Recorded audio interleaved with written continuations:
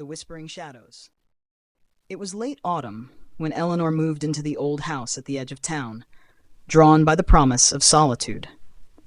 The cottage was secluded, surrounded by dense woods, and perfect for writing, she thought.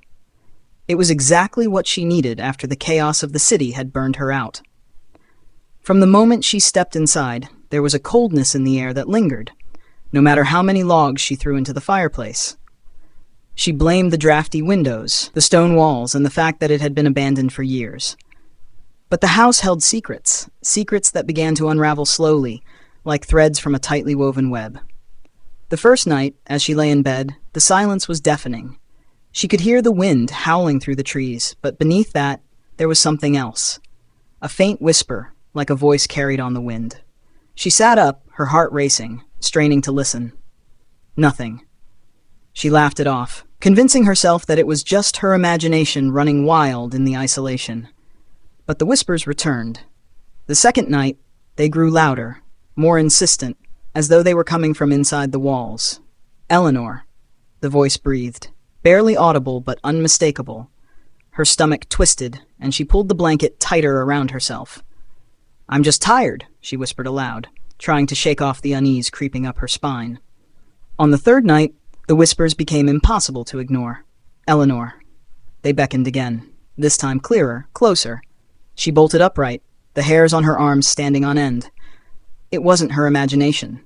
The voice was real, and it was calling her name. She grabbed a flashlight and crept through the house, checking every room, every corner. But there was no one.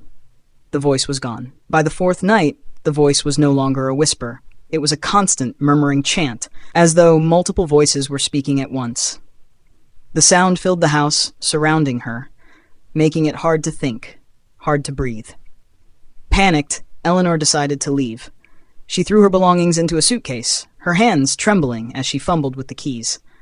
But when she opened the door to leave, the air outside was thick with fog. The woods beyond the house had vanished, swallowed by the mist, as if the house had been cut off from the world. She tried to scream, but the voices drowned her out. "You can't leave, Eleanor," they hissed. She slammed the door shut, her heart pounding in her chest. Every shadow in the house seemed to shift, moving in unnatural ways. And then she saw it. A figure, standing at the end of the hallway. Its form was vague, like smoke curling in the air, but its eyes glowed with a pale, sickly light. The figure took a step forward, and the whispers grew louder, deafening, filling her head with a cacophony of voices.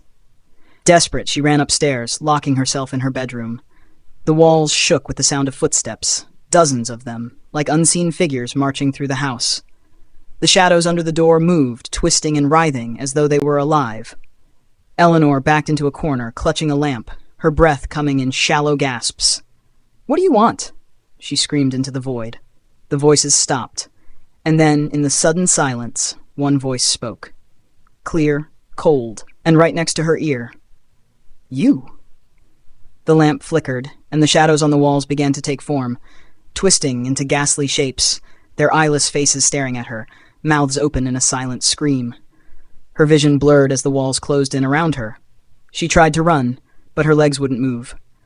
The air grew thick, suffocating, as the figures drew closer, their whispers turning into a low, sinister laugh. The last thing she saw before the darkness consumed her was the pale-eyed figure, standing at the foot of her bed, smiling. The townsfolk found the house months later, untouched by time, but Eleanor was gone. All that remained were the whispers, haunting, constant, forever calling for the next soul to take her place.